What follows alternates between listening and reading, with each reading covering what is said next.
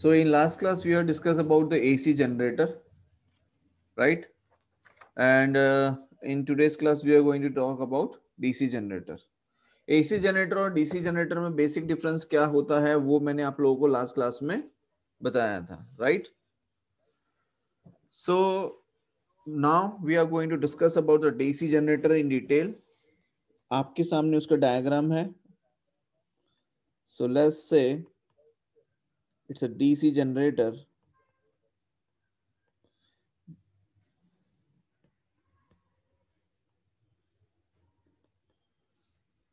ठीक है.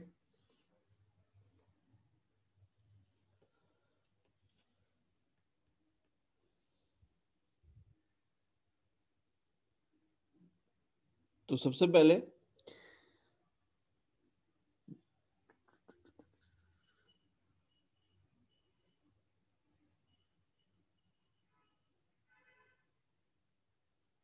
अगर हम बात करें यहाँ पर इसके प्रिंसिपल की, like we have studied an AC generator, right? कि AC जनरेटर के अंदर हमने स्टडी किया whenever in a close circuit the magnetic field line change and induce current is produce. Similarly DC generator के अंदर भी वही सिचुएशन रहती है. इवन उसका जो कंस्ट्रक्शन एंड वर्किंग है वो AC जनरेटर के जैसा ही है बिल्कुल. There is no change in that. ठीक है. Also you can see in the diagram, this is DC generator diagram. इसमें जो चेंज आता है सब कुछ सेम रहेगा. जो चेंज होता है वो ये होता है कि यहाँ पर ये जो हमने स्लिप रिंग ली हुई होती है, क्या लिया होता है? Slip ring. उस स्लिप रिंग की जगह पर हम यहाँ पर क्या ले लेते हैं? स्प्लिट रिंग ले लेते हैं. क्या लेते हैं? Split rings, right? ये AC जनरेटर और DC जनरेटर के बीच में डिफरेंस होता है. चाहे आप इसे स्प्लिट रिंग कहें या फिर आप उसे चाहें तो कम्यूटेटर भी कह सकते हैं. क्या कहते हैं? कम्यूटेटर. कम्यूटेटर. ठीक है ना. यहां पर हमारे पास में जो स्प्लिट रिंग है, दो स्प्लिट रिंग्स हैं, R1 and R2. They are two halves of the same ring. The ends of the armature coil are connected to these rings and these ring rotate with the armature. जैसे जैसे armature rotate होता है वैसे वैसे ये जो ring है वो क्या होती है? रोटेट होती है, राइट?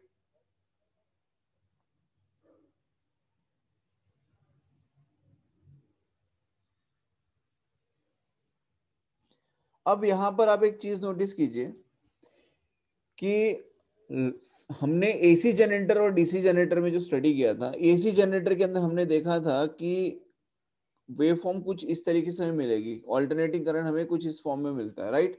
और DC जनरेटर के केस में हमें करंट कैसा मिलता है? तो कुछ ऐसा मिलता है, राइट? अब होता क्या है, ये AC है, ये आपका DC है. अब ऐसा क्यों होता है? लाइक हमने लास्ट क्लास में भी स्टडी किया था AC जनरेटर के बारे में. उसके अंदर जो एक्सटर्नल सर्किट था, मतलब ये जो आउटर सर्किट है, ये जो एक्सटर्नल सर्किट है, इसके अंदर जो इंड्यूस करंट मिलता है, उस करंट की डायरेक्शन क्या हो रही थी? चेंज हो रही थी. उस डायरेक्शन का, यस सर. लाइक वो करंट की जो डायरेक्शन है वो क्या हो रही थी? चेंज हो रही थी. लाइक अगर आप यहाँ पे देखें, देखिए लास्ट क्लास में हमने AC जनरेटर के बारे में स्टडी किया था और AC जनरेटर में हमने ये देखा था कि आप यहाँ पर देखो, यहाँ पर करंट की डायरेक्शन चेंज हो रही है. देखिए सी, यहाँ पर करंट की डायरेक्शन देखो और यहाँ पर करंट की डायरेक्शन देखो, ऑपोजिट है एक दूसरे से. मतलब करंट की जो डायरेक्शन वो क्या हो रही है? यहाँ पर चेंज हो रही है. किसमें? AC जनरेटर के अंदर. लेकिन जब हम बात कर रहे हैं DC जनरेटर के बारे में, तो DC जनरेटर के अंदर आप देख पा रहे हो यहाँ पर कि there is no change in the direction of current. दिख रहा है सभी को? Yes sir. Yes sir. यहाँ पर करंट की जो डायरेक्शन है वो दोनों ही सर्किट के अंदर सेम रह रही है. बोलो, क्लियर है यहाँ तक? Yes yes sir. सर. तो यहाँ पर एक चीज तो बहुत ही क्लियर है. We can say the direction of induce current does not change in the external circuit throughout the complete rotation of the armature. ठीक है. और you can say the current in the external circuit is always flow in the same direction. हम और क्या कह सकते हैं? इधर way in this you can say the current in the external circuit, the current in the external circuit, the current in the external circuit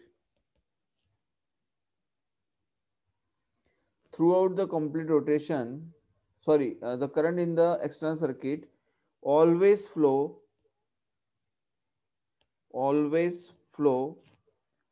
in the same direction, in the same direction. Clear? इसीलिए यहां पर जो हमें induce current मिलता है वो कैसा होता है? यूनिडायरेक्शनल होता है.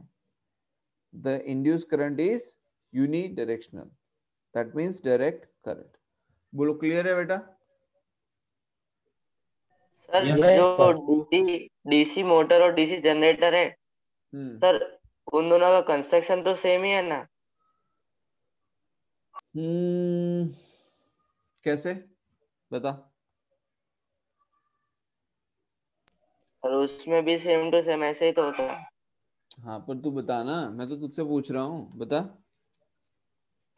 सर उसमें भी यानी नॉर्थ साउथ दो मैग्नेट रखे होते हैं, बीच हम्म में आर्मेचर कॉइल होता है हम्म और स्प्लिट रिंग्स होती है, ब्रशेस होता है हम्म और उसमें सिर्फ इलेक्ट्रिसिटी देते हैं और इसमें गेन करते हैं. बिल्कुल सही बात है. तो कंस्ट्रक्शन सेम कैसे हो गया फिर? हाँ नहीं, उसमें दिया कुछ तो वेरिएशन होना चाहिए. कंस्ट्रक्शन सेम कैसे बैटरी कह सकते हैं? बैटरी यहाँ पर बैटरी हम या फिर लोग, हाँ बेटा, बैटरी आ गई ना, तो फिर कंस्ट्रक्शन सेम नहीं कह सकते, राइट? अगर हम बैटरी को हटा दें और सिर्फ आप पोल्स, आर्मेचर और रिंग्स पे फोकस करो तो फिर वो सेम है. ठीक है? जहां पर हमने यहाँ पर एक गैल्वेनोमीटर लगाया है, उस गैल्वेनोमीटर की जगह आप एक बैटरी कनेक्ट कर दोगे और रजिस्टर को हटा दोगे तो वो मोटर बन जाएगी फिर.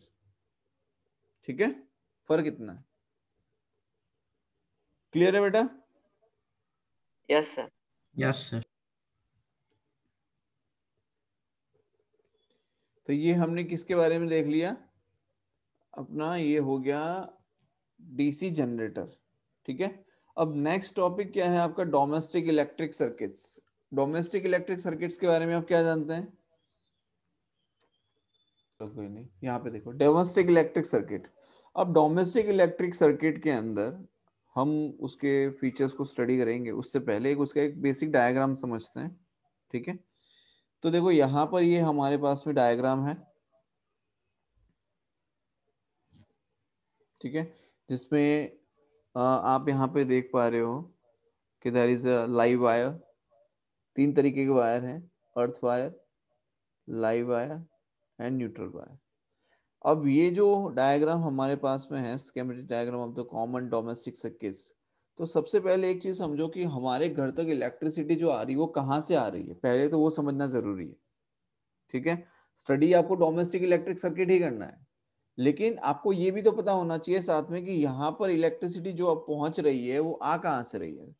तो सबसे पहले जो इलेक्ट्रिकल सिस्टम होता है वो तीन पार्ट्स में डिवाइड किया गया होता है. बेसिक तीन पार्ट्स होते हैं.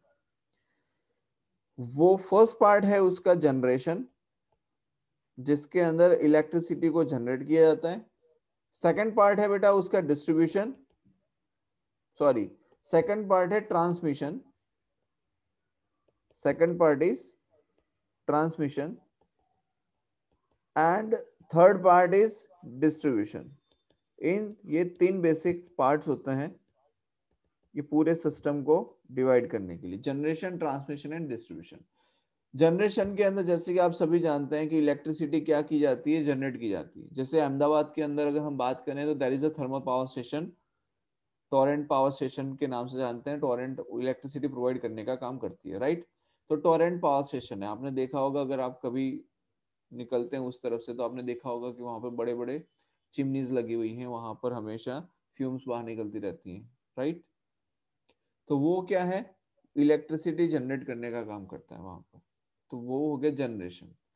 अब आपने ये भी देखा होगा कि वहां पर जो बहुत बड़ा एक सिस्टम लगाया हुआ है जनरेशन के लिए, उसके पास में ही एक सबस्टेशन सिस्टम, मतलब जिसे हम कहते हैं ग्रिड सबस्टेशन सिस्टम, जीएसएस के नाम से जाना जाता है वो. ठीक है, तो एक जीएसएस मतलब एक बनाया रखा होता है बहुत बड़ा एरिया के अंदर, जहां पर बहुत सारे ट्रांसफॉर्मर्स लगे होते हैं, कैपेसिटर, आइसोलेटर, इंसुलेटर्स, बहुत सारे इलेक्ट्रिकल अप्लायंसेस वहां पर यूज किए गए होते हैं पूरे सिस्टम को बनाने के लिए। वहां से अब ये जनरेशन हो गया, जनरेशन होने के बाद इसको क्या किया जाता है, हाई वोल्टेज पे ले जाया जाता है, मतलब कि with the help of transformer उसका जो वोल्टेज है उसे क्या किया जाता है, बढ़ाया जाता है, उसे कहते हैं स्टेप अप ट्रांसफॉर्मर। ट्रांसफॉर्मर दो तरीके होते हैं, एक होता है स्टेप अप ट्रांसफॉर्मर और एक होता है स्टेप डाउन ट्रांसफॉर्मर। तो स्टेप अप ट्रांसफॉर्मर की हेल्प से जो जनरेशन होती है उसको, उसकी रेटिंग को और ज्यादा बढ़ाया जाता है, राइट। जैसे आपने सुना होगा कि 100 मेगावाट का पावर प्लांट है। 100 मेगावाट मतलब 100 × 10⁶ वो 100 × 10⁶ वाट। 1 मेगा मतलब 10⁶, इतना जनरेशन कर रहा है पावर प्लांट, ठीक है। तो यहाँ पर अब क्या किया जाएगा, इस जीएसएस की हेल्प से फिर हम करते हैं ट्रांसमिशन, कि भाई हमने उसकी जो रेटिंग थी उसको बढ़ानी थी, रेटिंग बढ़ा दी, उसके बाद में हम उससे क्या कर रहे हैं, ट्रांसमिशन कर रहे हैं। ट्रांसमिशन हमेशा हाई वोल्टेज पे ही किया जाता है। ट्रांसमिशन कैसे किया जाता है, हाई वोल्टेज पे। क्यों, ये भी एक क्वेश्चन पूछा जाता है कि why the transmission is done on the high voltage. आपको पता है इसका आंसर? ट्रांसमिशन जब करते हैं तब हम उसे हाई वोल्टेज पे ही क्यों करते हैं? याद है इलेक्ट्रिसिटी वाले चैप्टर में हमने इस पे डिस्कशन किया होगा, आपको शायद भूल गए होंगे। देखिए होता क्या है, जैसे मान लीजिए आपको पता है कि आपको 220, सर लॉन्ग डिस्टेंस ट्रैवल कर पाए इसलिए ना। लॉन्ग डिस्टेंस तो सभी ट्रैवल करेंगे, हाई वोल्टेज ही क्यों लेते हैं पावर, जब हमें मान लो 220 किलोवाट पावर है, इसे आपको ट्रांसमिट करना है एक एनर्जी जगह का से लॉस दूसरी। कम होता है इससे। सुन, अब सुन ले, वो बात सही है, एनर्जी का लॉस तो कम होता ही है, that is the one reason. दूसरा कैसे होता है वो भी समझना जरूरी है। अब हमें पता है पावर इज इक्वल टू क्या होता है, V × I। तो पावर को ट्रांसमिट करने के दो तरीके हो सकते हैं, एक तरीका ये है कि आप हाई वोल्टेज रखो, या दूसरा तरीका है हाई करंट रखो। सपोज हमने यहाँ पर ये कहा कि 220 वोल्ट रखा है, या मान लो यहाँ पर हम ये कहें कि 2200 वोल्ट, और यहाँ पर हम ले लेते हैं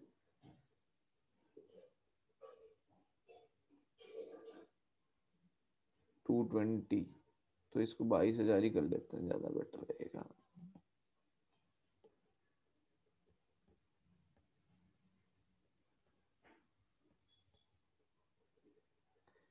ठीक है, और यहाँ पे कितना आ जाएगा, 10 एम्पियर। भाई जब इतना वोल्टेज होगा तब इतना करंट होगा, तभी तो 220 किलोवाट हो पाएगा। 220 किलोवाट मतलब कि 220 इंटू 1000, यस सर। राइट। तो एक ऑप्शन हमारे पास में ये है। दूसरा ऑप्शन ये है कि आप इसको 2,20,000 कर दो। ये कितना है, 22,000 है ना, उसकी जगह आप इसको कर दो 2,20,000 वोल्ट, और करंट कर दो 1 एम्पियर। मतलब कि आप ये कह सकते हैं कि वोल्टेज पूरा को पूरा 220 किलोवाट हम ट्रांसमिट कर रहे हैं वोल्टेज, और करंट कितना है, तो 1 एम्पियर है। ऑप्शन 1 और ऑप्शन 2 हमारे पास दो ऑप्शन है, तो which option is preferable, right. तो आपको यहाँ पर ध्यान रखना है कि पावर लॉस के लिए हमने स्टडी किया था power is equal to I²R। अब यहाँ पर करंट जो है वो कितना है, 10 एम्पियर, तो 10 का स्क्वायर करेंगे, और मान लो रेजिस्टेंस, मान लो अगर हम 10 ओम भी रेजिस्टेंस मान के चलते हैं कि भाई चलो 10 ओम का रेजिस्टेंस है, ठीक है, तो 100 × 10 तो कितना हो जाएगा, 1000 वाट का 1000। लॉस हुआ, जबकि मैंने रेजिस्टेंस कितना किया है, 10 ओम ही रेजिस्टेंस लिया है, राइट। एक कंडीशन ये है। सेकंड कंडीशन ये है, पावर इक्वल्स टू I²R, और करंट की वैल्यू कितनी है, 1 का स्क्वायर इंटू 10, तो यहाँ पे लॉस कितना होगा, 10 वोल्ट। अब आप कंपैरिजन कर सकते हैं कि यहाँ पर 1000 वॉट लॉस हो रहा है फर्स्ट केस के अंदर और सेकंड केस के अंदर सिर्फ 10 वॉट लॉस हो रहा है, राइट? तो विच वन इज गुड? जिसमें पावर लॉस कम होता होगा definitely we are going to prefer that one, right? तो this is the good Yes. Option. इसलिए हमेशा जब ट्रांसमिशन किया जाता है उस टाइम पर हमेशा ट्रांसमिशन हाई वोल्टेज पे ही किया जाएगा। बोलो आई बात समझ में? Sir V is equal to I R लिखे तो इसमें रेजिस्टेंस तो ज्यादा आता है। हैं? अरे रेजिस्टेंस तो ज्यादा नहीं हमने होगा सर? टेंटेटिव लिया है, मैंने कोई वो कैलकुलेशन करके नहीं बता रहा हूं मैं कि v is equal to I R करो और आर इक्वल, मैंने सिर्फ अप्रोक्सीमेशन तुमको कैलकुलेशन बता रहा हूं कि अगर मान लो रेजिस्टेंस इतना हो तो कितना पावर लॉस हो रहा है। मैंने दोनों ही जगह रेजिस्टेंस सेम लिया है। समझ में आया कि पावर लॉस कितना होगा जब आप इसमें से निकालोगे? तो ये हो गया ट्रांसमिशन। ट्रांसमिशन हाई वोल्टेज पे किया जाता है, ये क्लैरिफिकेशन मिल गया। अच्छा, अब दूसरी चीज अगर हम यहाँ पर बात करें डिस्ट्रीब्यूशन की, तो आपने देखा होगा कि ट्रांसमिशन हमेशा हाई वोल्टेज पे किया जाता है। प्लस आपने देखा होगा कई बार जैसे विलेज एरियाज में अगर आपने ध्यान दिया हो तो विलेज एरियाज के अंदर आपने देखा होगा बहुत बड़े बड़े टावर लगे होते हैं जो खेत के बीच में से होके निकल रहे होते हैं और उसपे से हमिंग नॉइज आती है, इस तरीके की नॉइज आती है, राइट? सुना है आपने? Yes sir. इवन कई Yes, बार sir. क्या होता है कि आप किसी ट्रांसफार्मर के नीचे, ट्रांसफार्मर मतलब जिसे हम लोग डीपी के नाम से जानते हैं, कई लोग डीपी बोलते हैं उसको, क्या बोलते हैं? डीपी नहीं बोलते। अरे लाइट क्यों चली गई है, अरे वो डीपी खराब हो गई है, मतलब वो ट्रांसफार्मर में कुछ फॉल्ट आया है जिसकी वजह से लाइट नहीं आ रही है, राइट? तो वो जो डीपी होती है उसके नीचे भी अगर आप खड़े रहते हैं तो कई बार वहां पर आपको हमिंग नॉइज सुनाई देती है। That humming noise is the reason behind, क्योंकि वहां से वो क्या होता है, करंट पास हो रहा होता है जिसकी वजह से वहां पर वो हमिंग नॉइज सुनने को मिलती है। ठीक, अब आगे देखो डिस्ट्रीब्यूशन। अब जैसे मान लो ट्रांसमिशन करके आपके घर के आसपास के एरिया में आ गया, ठीक है?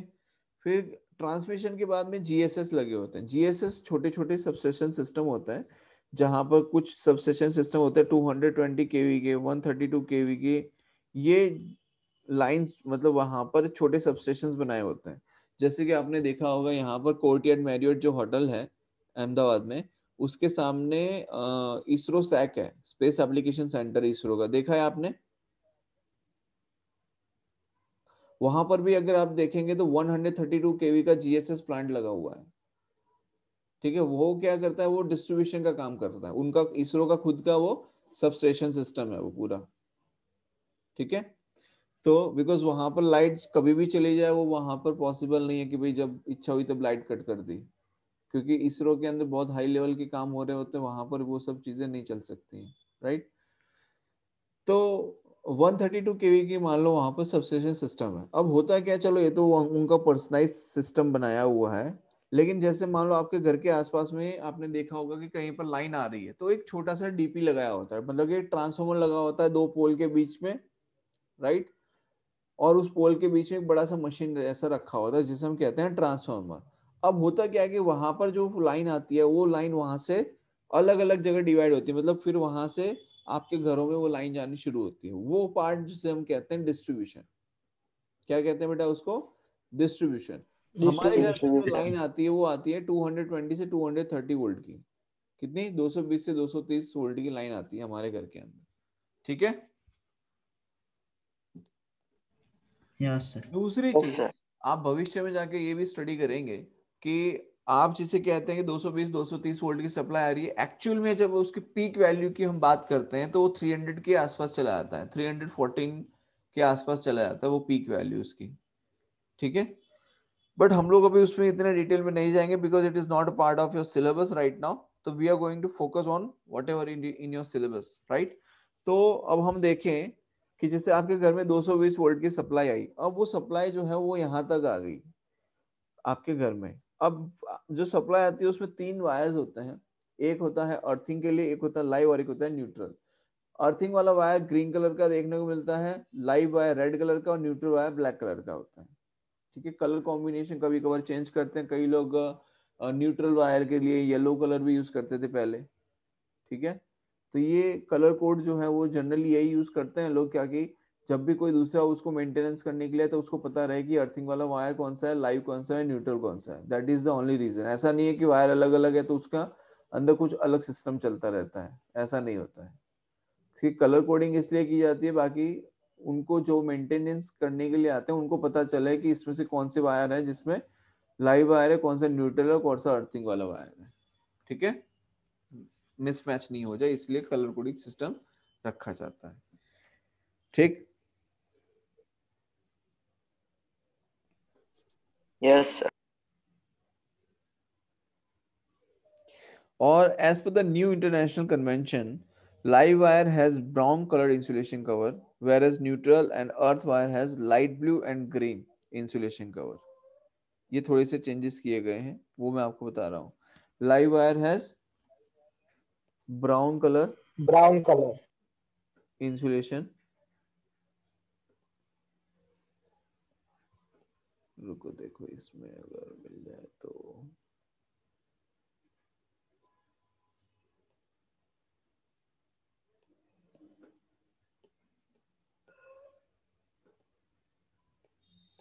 ब्राउन,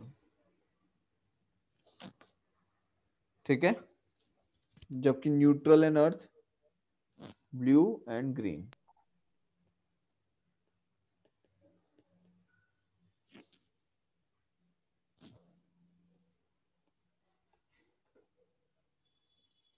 या फिर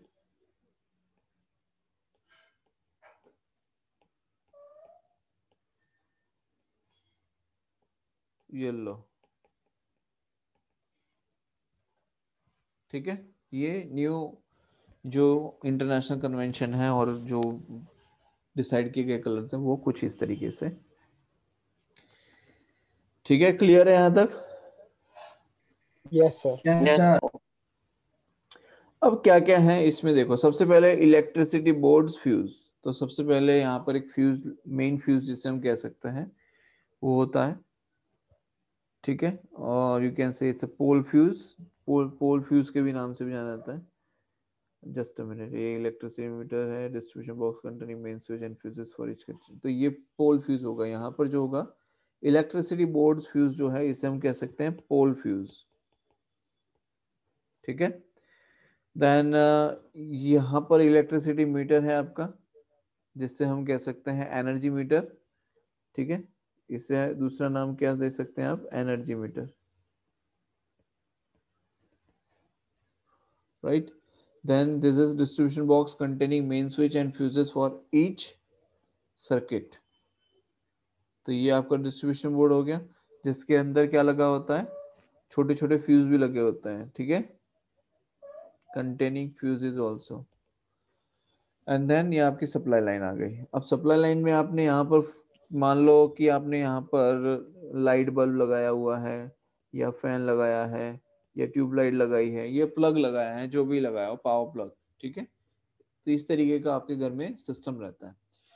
अच्छा, अब आपके घरों में जो वायरिंग की जाती है, या इंडस्ट्रीज में भी अगर हम बात करें, तो जो वायरिंग की जाती है वो कैसी होती है, सीरीज या parallel? Parallel. Parallel parallel. Wiring. अब ये बताइए कि डोमेस्टिक या इंडस्ट्री कहीं पर भी अगर हम बात करें, चलो हम डोमेस्टिक की बात करते हैं। So why in domestic circuit, in electrical circuit there is a parallel wiring? Parallel wiring ही क्यों की जाती है, why not series? Sir defect find करने में इजी रहता है, पहला रीजन। ओके, और सर सारे अप्लायंसेस पे वोल्टेज सेम मिलता है। और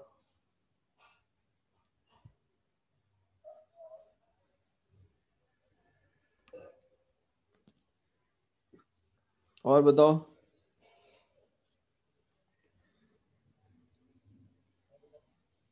जल्दी और सर बोलो। है ना, यानी कोई अप्लायंस को बंद करना हो तो यानी इंडिविजुअल वो अप्लायंस को बंद कर सकते हैं, लेकिन सीरीज में सारे एक साथ बंद हो जाते हैं एक स्विच से। Exactly, very good.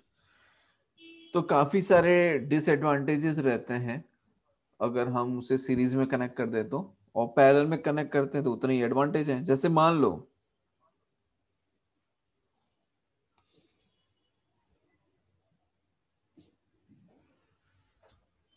अगर हम ये कहें कि एक रूम है, ठीक है, और उस एक रूम के अंदर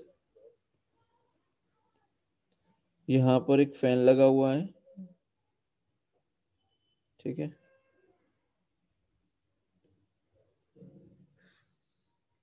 फिर यहाँ पे मान लो एक बल्ब लगा हुआ है, और यहाँ पे मान लेते हैं ट्यूबलाइट लगी हुई है, ठीक।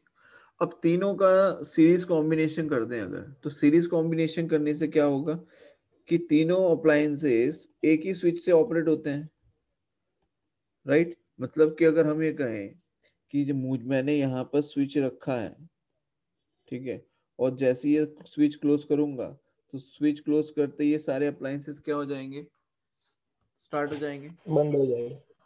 अबे स्विच हाँ क्लोज मतलब करते शुरू हो ही जाएगा। सारे अप्लायंसेस स्टार्ट हो जाएंगे, राइट। तो मुझे अगर फैन की जरूरत है तब तो ठीक है, लेकिन दिन में लाइट की जरूरत है ही नहीं, फिर भी वो जल रही है, तो इस वेस्टेज ऑफ एनर्जी हो रहा है। मान लो सर्दियां चल रही, मेरे को सिर्फ लाइट चाहिए, दरवाजा बंद है, तो फैन चल रहा है तो फालतू में चल रहा है फिर वो। तो यहाँ पर क्या हो रहा है कि एक अप्लायंसेस आपको चालू करना है, लेकिन सारे एक साथ हो रहे हैं। Why? Because they are connected in the series combination. तो पहला रीजन तो यह है कि पैरेलल में इसलिए कनेक्ट किया जाता है because with the help of parallel combination her appliances के लिए अलग स्विच हम रख सकते हैं। दूसरी चीज, अगर हमने सीरीज के अंदर कनेक्ट कर दिया तो जो पोटेंशियल डिफरेंस 220 वोल्ट यूजुअली हम लोग लेके चलते हैं, वो क्या होगा कि वो डिवाइड हो जाएगा अक्रॉस द अप्लायंसेस। 220 वोल्ट है तो मान लो ये और तीनों तीन अलग अलग वोल्टेज ड्रॉप कर लेंगे। जब तीनों में अलग अलग वोल्टेज ड्रॉप होने लगेगा तो क्या होगा, तो जिसको जितनी रिक्वायरमेंट है उतना वोल्टेज मिलेगा ही नहीं, ठीक है। सर मतलब कि एनर्जी लॉस ज्यादा होगा ना। अरे एनर्जी लॉस ज्यादा होगा नहीं, कई तो जलेंगे भी नहीं, बिकॉज सबको 220 वोल्ट की सप्लाई के अकॉर्डिंग बनाया गया होता है। 220 वोल्ट मिलेगा नहीं, जिसको जितनी जरूरत है उतना वो खींच रहा है अपने हिसाब से। समझ में आ रहा है? पहले वाले को सबसे ज्यादा मिलेगा। The potential difference available is divided between various appliances in the circuit according to their resistances. Since the current flowing through all the appliances is same, right? समझ में आ रहा है? Because सीरीज सर्किट में रखेंगे तो करंट तो same जा रहा है। बात आई समझ में? Yes sir. Yes So sir. what will happen? Each appliances will not get the required potential difference for it to operate properly. Clear?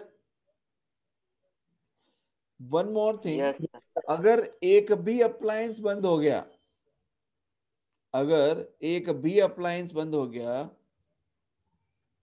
तो क्या होंगे, सारे के सारे बंद हो जाएंगे, राइट। तो why we say why parallel not series circuits used in domestic circuits। बोलो आई बात समझ में? कितने रीजन हो गए? 1 2 3 रीजन तो मैंने दे दिए, ठीक है। पहला, वोल्टेज सप्लाई नहीं मिल पाएगी। दूसरा, if one is out of order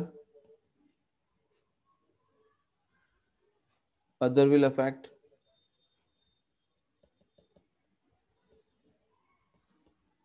तीसरा क्या बताया था, सारे एक साथ चलेंगे, all work simultaneously।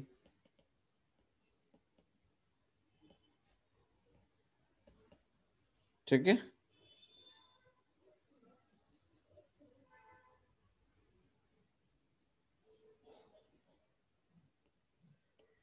if दूसरा नो इंडिविजुअल स्विच, इसके अंदर सबसे बड़ा जो ड्रॉबैक है वो है no individual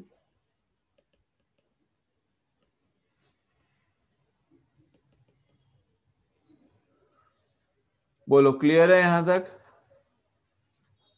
yes sir. Yes sir. Yes sir. तो ये फैक्टर्स होते हैं जो इस पे अफेक्ट कर रहे होते हैं, तो इसका ध्यान रखना बहुत ही जरूरी होता है। ठीक है, बोलो यहां तक कोई डाउट है? No sir. No sir. ठीक। अच्छा, अब आपने एक वर्ड सुना होगा, देखो इसके अंदर आई डोंट नो आप लोगों को है या नहीं, बट मैं बता देता हूँ। उसे कहते हैं, because in new generation you must be using it and you must have seen it. इसे कहते हैं एमसीबी, नाम सुना है? अब जैसे फ्यूज की अगर हम बात कर रहे हैं, बेसिकली बात हमें फ्यूज की करनी है, बट मैं आपको फ्यूज और एमसीबी दोनों के बारे में बताना चाहूंगा कि what exactly the fuse does and what exactly the MCB does. ठीक है, देखिए अगर हम बात करें फ्यूज की,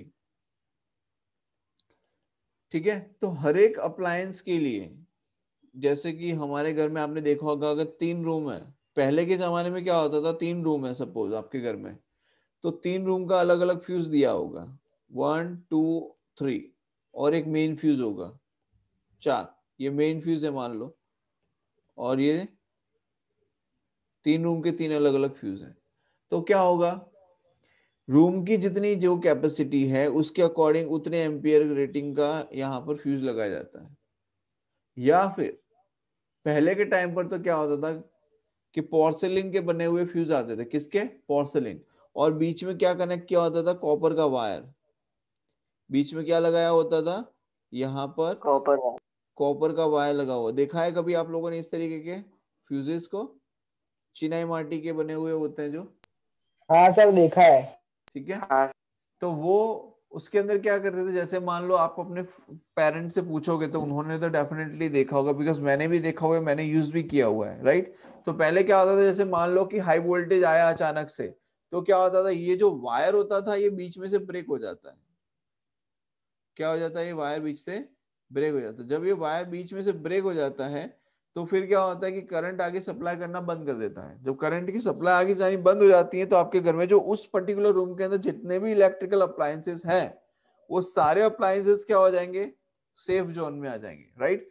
उसमें सबसे पहले होता ये है कि मेन फ्यूज पर ही सबसे पहले तो अटैक होता है कि अगर मेन फ्यूज, मान लो यहाँ पर मेन फ्यूज लगाया हुआ है, मान लो मेन फ्यूज के थ्रू करंट पास हो गया, राइट। पहले अगर ब्रेक होना है तो मेन फ्यूज पे ही ब्रेक हो जाता है, राइट। लेकिन इन केस मान लो मेन फ्यूज पे सर्किट ब्रेक नहीं हुआ, मतलब कि जो फ्यूज का जो वायर है वो मेल्ट नहीं हुआ, होता क्या था कि सर्टेन टेम्परेचर पे जाके वो जो वायर है वो मेल्ट हो जाता है। तो जैसे ही हाई वोल्टेज हाई करंट की अगर हम बात करते हैं तो वो क्या करता है? हीट जनरेट करता है। तो एक्सेस अमाउंट ऑफ हीट की वजह से क्या होता है, ये जो पतला सा वायर लगा होता है, it's a very thin wire of copper, तो वो जो पतला सा वायर लगा होता है वो वायर क्या हो जाता है? तुरंत ही ब्रेक हो जाता है। जैसे ही ब्रेक हो जाता है तो सप्लाई आगे बढ़ना बंद हो जाती है। अगर मेन फ्यूज का वायर बंद हो गया तो पूरे घर की लाइट चली जाती है।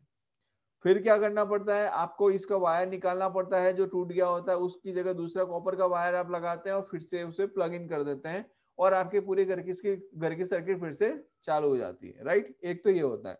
दूसरा ये होता है कि मान लीजिए 1 2 एंड 3 तीन रूम है आपके अंदर, मेन फ्यूज के अंदर कोई दिक्कत नहीं आई, मान लो फर्स्ट नंबर का जो फ्यूज का वायर था वो बर्न हो गया, मतलब कि फर्स्ट वाले रूम में कोई ऐसी कुछ भी हुआ, मतलब मान लो आपने कोई अचानक से हैवी लोड, अब आपकी कैपेसिटी ये है कि 10 एम्पियर की कैपेसिटी है, मान लो आपने जो वहां पर फ्यूज यूज किया है वो 10 एम्पियर की कैपेसिटी बेयर कर सके तब उतनी कैपेसिटी का आपने यूज किया है वहां पर फ्यूज, राइट। लेकिन अगर आपने 12 एम्पियर 13 एम्पियर वहां पे यूज कर लिया, मान लो कि हमें पता है कि आपके घर में एक एसी की रिक्वायरमेंट के अकॉर्डिंग आपने वायरिंग करवाई है, आपने एक साथ 2 एसी चला दिए एक ही रूम के अंदर, तो क्या होगा? वो वायर क्या हो जाएगा? मेल्ट हो जाएगा, because high excess amount of heat उसने जनरेट कर दी। तो और वहां पे लोड ज्यादा आया उस पर्टिकुलर रूम के लिए, तो ये जो वायर है वो क्या हो जाएगा? मेल्ट हो जाएगा और वो सर्किट वहीं पे ब्रेक हो जाएगा। तो जो इलेक्ट्रिकल अप्लायंसेस होते हैं उसको डैमेज होने के चांसेस बहुत ही कम रहते हैं। तो ये अर्ली स्टेजेस में ऐसा फ्यूज यूज किया जाता था। उसके बाद में एक और तरीका आया जिसे मतलब जो फ्यूज जिसे हम कहते हैं कार्ट्रिज फ्यूज। क्या नाम से जाना जाता है? Cartridge fuse. ये जो है ये तो है पोर्सिलिन, ये जो जिसके बारे में मैंने आपको बताया। एक होता है पोर्सिलिन फ्यूज,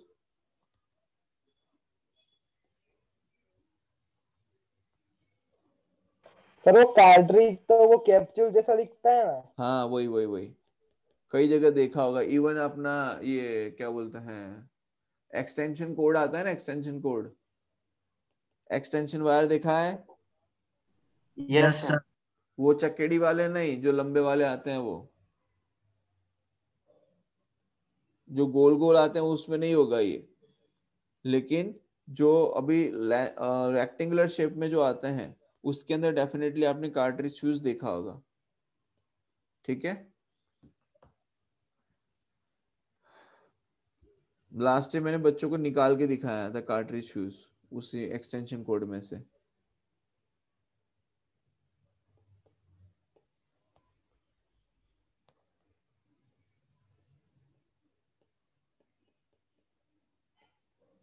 कार्ट्रिज फ्यूज, ठीक है।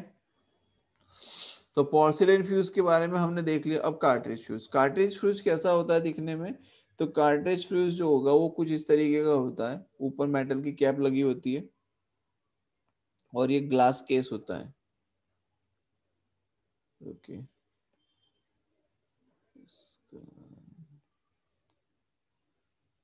यहाँ पर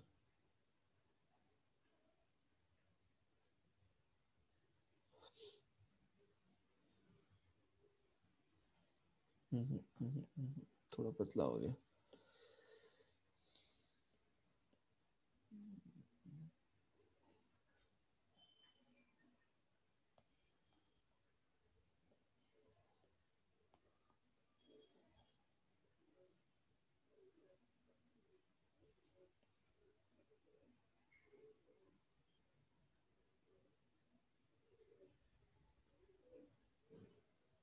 इस तरीके का होता है ये,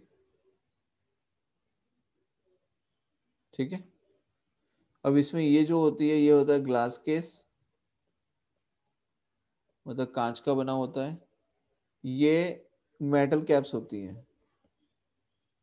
क्या होता है ये? मेटल कैप्स, ठीक है। और इसके अंदर एक थीन वायर लगा होता है,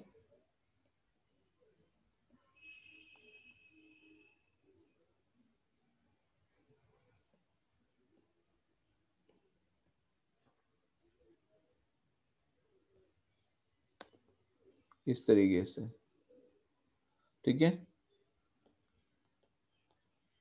इसे कहते हैं फ्यूज वायर। ये आपका फ्यूज वायर होता है। अगर अब मेल्ट होगा तो ये फ्यूज वायर मेल्ट होता है, ठीक है। तो ये होता है कार्ट्रिज फ्यूज। बोलो क्लियर है? यस। Yes sir. अगर यस सर। आपको इलेक्ट्रिक फ्यूज का सिंबल पूछा जाए तो वो कैसा होता है? तो देखिए वो ऐसा होता है, इस तरीके से। ये सिंबल है किसका? तो फ्यूज का, इलेक्ट्रिक फ्यूज। ठीक है। बोलो क्लियर है बेटा यहाँ तक? Yes sir. Yes sir. ठीक है। अब मैं आपको बता रहा था किसके बारे में? एमसीबी के बारे में। एमसीबी का फुल फॉर्म होता है मिनिएचर सर्किट ब्रेकर। एमसीबी का फुल फॉर्म क्या होता है? Miniature circuit breaker. No doubt it is not a part of your syllabus, फिर मैं थोड़ा सा आपको इसके बारे में बताना चाहूंगा कि एमसीबी कैसे फंक्शनिंग करता है। देखो जैसे यहाँ पर हमने देखा कि यहाँ पर हीट जैसे प्रोड्यूस होती है और वो वायर जो होता है वो मेल्ट हो जाता है। एमसीबी में क्या होता है कि जब भी ओवर वोल्टेज या जितनी जरूरत है उससे ज्यादा हाई अमाउंट ऑफ करंट जाता है तो वहां पर सर्किट ट्रिप होती है। क्या हो जाती है? ट्रिप हो जाती है। जैसे कि आपने देखा था कि हमने इलेक्ट्रोमैग्नेट के अंदर डोरबेल के बारे में पढ़ा था। डोरबेल में क्या होता था कि जैसे आप स्विच चालू करते थे वो टंग करके आवाज आती थी। क्यों? क्योंकि वो उसे क्या करता है? अपनी तरफ अट्रैक्ट करता है। तो मैं बिल्कुल सिमिलर तो नहीं कहूंगा, बट यहाँ पर कुछ कुछ ऐसा होता है कि जब रिक्वायर अमाउंट से higher voltage amount of current या वोल्टेज पास हो रहा होता है सर्किट में से, और वो जब एमसीबी से पास हो रहा होता है, जब उसे रियलाइज होता है कि 5 एम्पियर की कैपेसिटी है तो 6 एम्पियर करंट जा रहा है, तो तुरंत ही क्या हो जाता है, ट्रिप हो जाता है सर्किट। वहां पर मैग्नेटिज्म वाला फंडा काम करता है। बात आ रही समझ में? ट्रिप हो जाता है यानी सर कैसे? ट्रिप हो जाता है यानी कि सर्किट ब्रेक हो जाता है। एमसीबी जो है, एमसीबी देखिए आप लोगों ने, एमसीबी देखी है हाँ आप सर लोगों ने? देखिए, हाँ देखी है तो घर है पे, सर। होती है सर घर पे। हाँ। तो उस वो कब कब आपने देखा वो ट्रिप कब होती है, मतलब कब वो बंद हो जाती है? कभी कभार आपने देखा होगा जब कि, बहुत ज्यादा पावर आ जाता है तो। हाँ, तो बहुत ज्यादा जब पावर आ जाता है उस टाइम पे क्या होता होगा, सोचो। आपने बोला वैसे ही, वो मतलब ब्रेक हो जाता होगा, मतलब कनेक्शन छूट जाता होगा, इस वजह से वो जो आगे एक स्विच आती है ना वो नीचे गिर जाती है। उसमें ना एक फिर जब हम बाद में। बायोमेटालिक स्ट्रिप लगी होती है, ठीक है? और वो जो बायोमेटालिक स्ट्रिप होती है वो क्या करती है, मैकेनिकल लैच होता है वहां पर, उसको वो रिलीज कर देता है। तो जैसे वो रिलीज कर देता है वैसे ही वो एमसीबी, मतलब उसी प्रिंसिपल पे एमसीबी जो होती है वो वर्क कर रही होती है, ठीक है?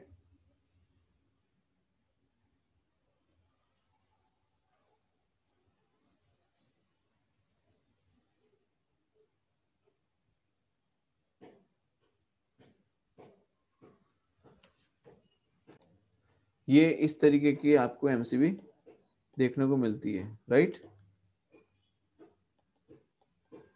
इस तरीके की एमसीबी होती है ये, ठीक है?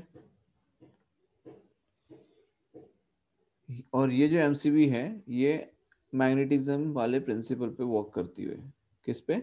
मैग्नेटिज्म वाले, मतलब कि ये एक्सेस अमाउंट ऑफ करंट जैसे ही पास होता है, उसमें जो बायोमेट्रिक स्ट्रिप होती है और उसके साथ एक मैकेनिकल लैच कनेक्ट होता है, वो ऑपरेट हो जाता है, ठीक है?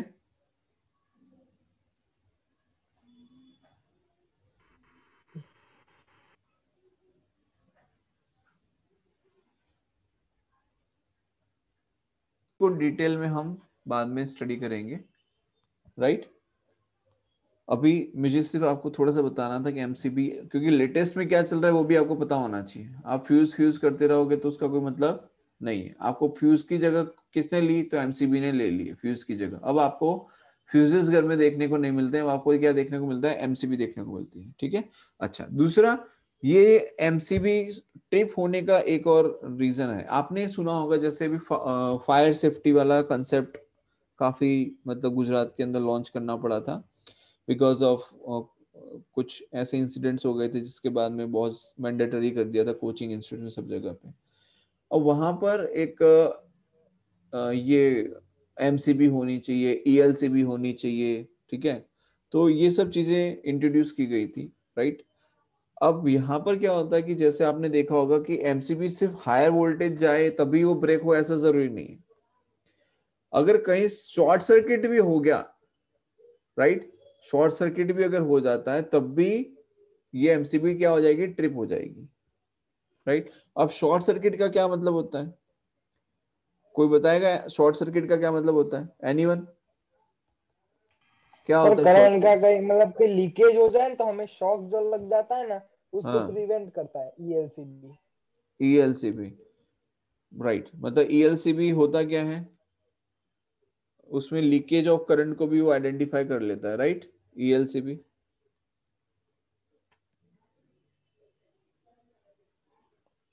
इसीलिए चलो ईएलसीबी के बारे में हम अभी नहीं पढ़ रहे, बट नाम आया है तो मैं बता देता हूँ।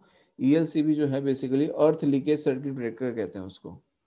क्या कहते हैं? अर्थ लीकेज सर्किट ब्रेकर। अगर कहीं करंट लीक भी हो रहा है तब भी आपका पूरा का पूरा सिस्टम बंद हो जाएगा ईएलसीबी से, राइट।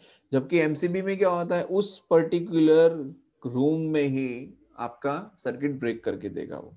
जबकि ईएलसीबी में क्या होगा, अगर कहीं पे करंट हल्का सा लीकेज भी हो रहा होगा तब भी पूरा का पूरा सर्किट बंद होगा। ये एडवांटेज भी होता है, डिसएडवांटेज भी होता है, दोनों चीजें होती हैं एलसीबी की। ठीक है। अच्छा, अब हम बात करें शॉर्ट सर्किट की। तो शॉर्ट सर्किट में होता क्या है, short circuit occurs when the, चलो मैं लिख देता हूं, short circuit occurs when the ends of a circuit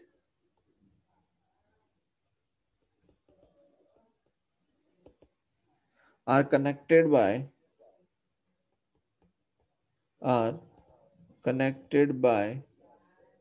a conductor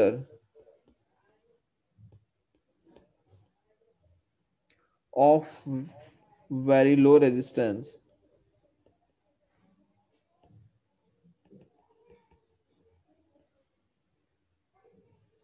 as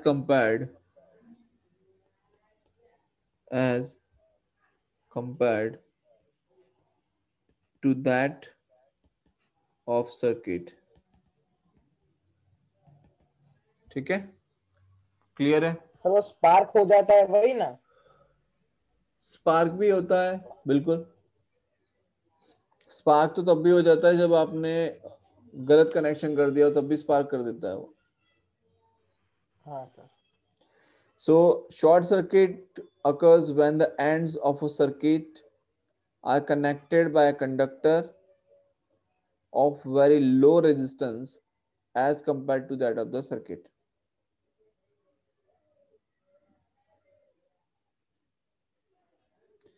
मतलब कि क्या इसका मतलब समझ में आया बेटा? शॉर्ट सर्किट, ये जो डेफिनेशन लिखी है शॉर्ट सर्किट का, इसका मतलब समझ में आ रहा है? यस क्या मतलब निकल रहा है, क्या समझ में आ रहा है इससे? सर ये पता नहीं चल रहा, पर इतना पता है कि वो लाइव वायर और न्यूट्रल वायर को जोड़ देते हैं तो होता है वो short circuit. Exactly. Short circuit, whenever we say the live wire and the neutral wire comes in contact with each other, और उस टाइम पे आपको ये देखने को मिलता है कि शॉर्ट सर्किट होता है। ठीक है। लेकिन शॉर्ट सर्किट होने के दूसरे भी रीजन होते हैं, like insulation of power lines को अगर डैमेज किया गया है, मतलब डैमेज है अगर वहां पर, ठीक है, या फिर मान लो कोई इलेक्ट्रिकल अप्लायंस है उसमें कोई फॉल्ट है जिसकी वजह से उसमें से करंट पास नहीं हो रहा है। ठीक है।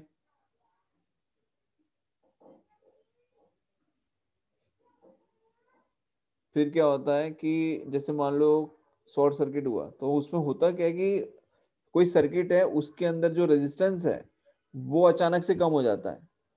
ठीक है। और जब करंट सॉरी जब रेजिस्टेंस अचानक से कम हो जाता है तो करंट क्या हो जाएगा, बहुत लार्ज अमाउंट में इंक्रीज हो जाएगा। Yes sir. यस और लार्ज अमाउंट में जब करंट इंक्रीज हो जाता है तो स्पार्किंग आपने को देखने को मिल जाती है कई बार। जो बताया ना स्पार्किंग देखने को मिल जाती है, वो तभी देखने को मिल जाती है स्पार्किंग कि जब मान लो कि एक सर्किट है, सपोज मान लो ये सर्किट है घर में। ठीक है। अब क्या हुआ कि इस करंट को तो यहां से यहां जाना था, लेकिन आपने यहां से एक वायर यहां कनेक्ट कर दिया। जब आपने ये वाला वायर सीधा यहाँ कनेक्ट कर दिया तो इसको तो एकदम लो रेजिस्टेंस मिल गया। मान लो यहाँ पर 1000 ओम था रेजिस्टेंस और यहाँ पर 0.5 ओम रेजिस्टेंस है। अब आपने तो 1000 ओम के अकॉर्डिंग बैटरी लगाई थी, भाई 1000 ओम है तो इतनी बैटरी तो चाहिए, इतना वोल्टेज हमें देना पड़ेगा तभी वो करंट फ्लो होगा, मतलब तभी हमारा सर्किट वर्क करेगा, राइट। उसके अकॉर्डिंग आपने सर्किट सेट किया था। लेकिन हुआ क्या कि 1000 ओम की जगह सीधा 0.5 ओम आ गया।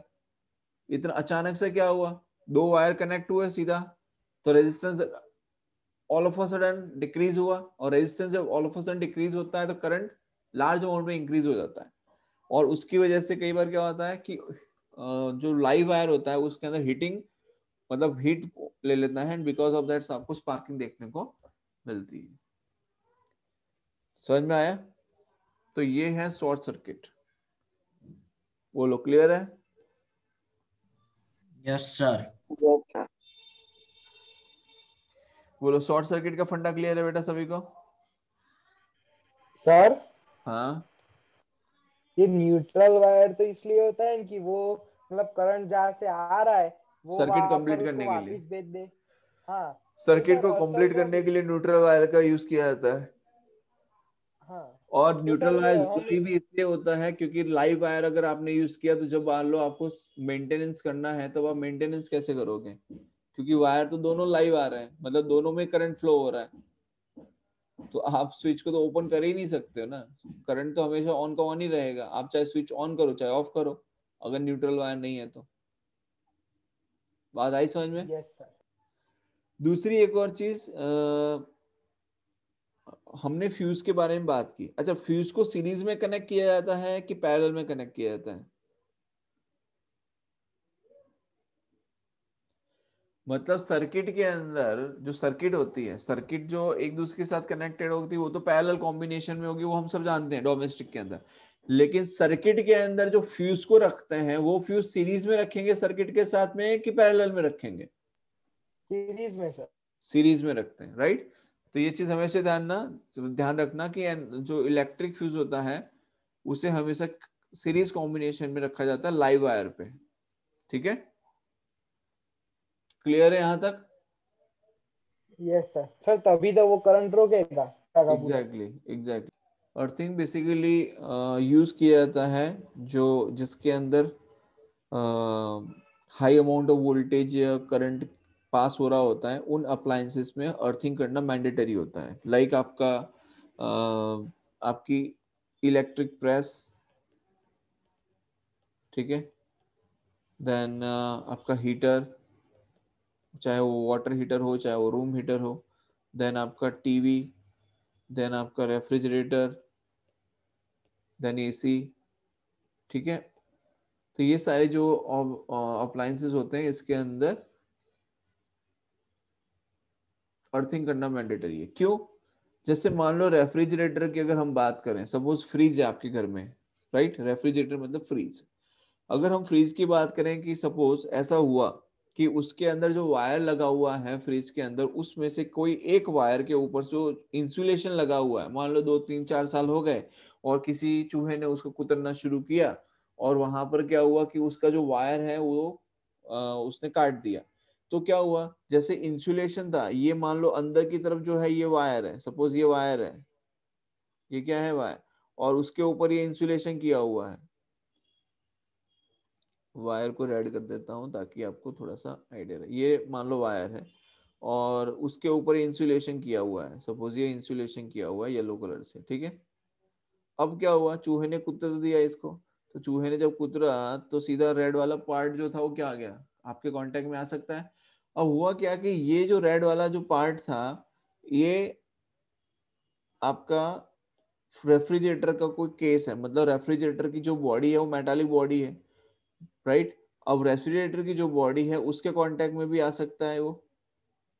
तो रेफ्रिजरेटर की जो बॉडी जिसके कांटेक्ट में ये लाइव वायर जाएगा, तो ये पूरी की पूरी बॉडी पे क्या करंट फ्लो हो रहा होगा, राइट। अब यस सर। यस, गलती यस से सर। अगर आप इसके डोर हैंडल को टच करते हैं, ठीक है, या आपने इसकी बॉडी को टच कर लिया, ठीक है, तो क्या होगा, आपको शॉक लगेगा और पूरा का पूरा करंट आपकी बॉडी में से पास हो रहा होगा, राइट। तो it can be a dangerous situation. So to avoid such type of situation क्या किया जाता है कि ये जो बॉडी है इसका एक वायर ग्राउंड किया जाता है, मतलब जिसे कहते हैं अर्थिंग की जाती है, ठीक है। अर्थिंग का सिंबल जो है वो कुछ ऐसा होता है, ये अर्थिंग का सिंबल होता है, ठीक है। अर्थिंग इसलिए की जाती है कि यहाँ पर मान लो एक वायर है उसको ले जाके आपने ग्राउंड कर दिया है। ग्राउंड करने पे क्या होता है कि ग्राउंड, ये जो अर्थिंग है इट ऑफर्स जीरो रेजिस्टेंस। जो ग्राउंड है इसे कहेंगे कि ग्राउंड ऑफर्स जीरो रेजिस्टेंस। तो ग्राउंड जब जीरो रेजिस्टेंस ऑफर करेगा तो डेफिनेटली करंट कहाँ से जाना पसंद करेगा, हमारी बॉडी में से या ये सीधा अर्थिंग होना पसंद करेगा, डेफिनेटली अर्थिंग होना पसंद करेगा। उसको तो शॉर्टकट चाहिए, उसको तो जहां जगह मिली वहां से वो चला जाएगा, राइट।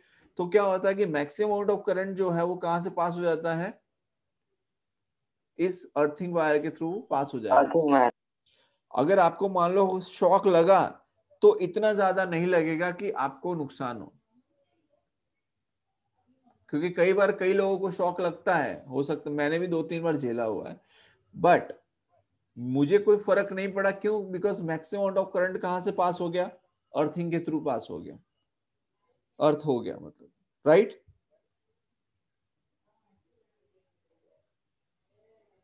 क्लियर है बेटा यहां तक अर्थिंग कैसे होता है, क्या होता है? Yes sir.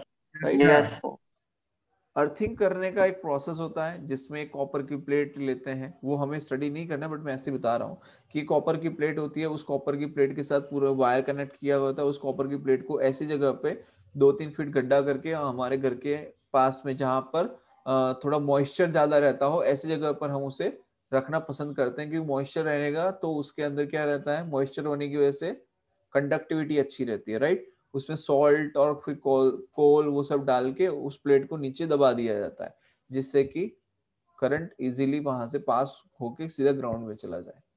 बोलो, आई बात समझ में यहां तक? कोई डाउट है किसी को?